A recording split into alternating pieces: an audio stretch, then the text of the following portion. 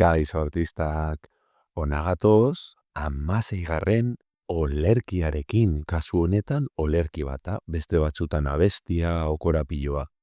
Hemen musuen inguruan hitz egiten da, oso polita da. Hor, 5 elementu agertzen dira, haur maitea, eskimala, urtsintza, tximeleta eta arraina.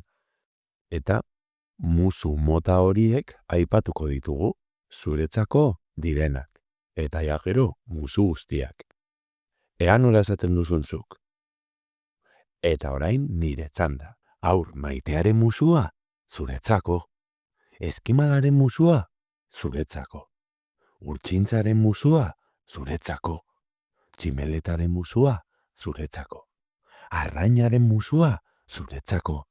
Nire musu guztiak eta nire bihotza dira zuretzako. Ze moduz gustatzen zaizue?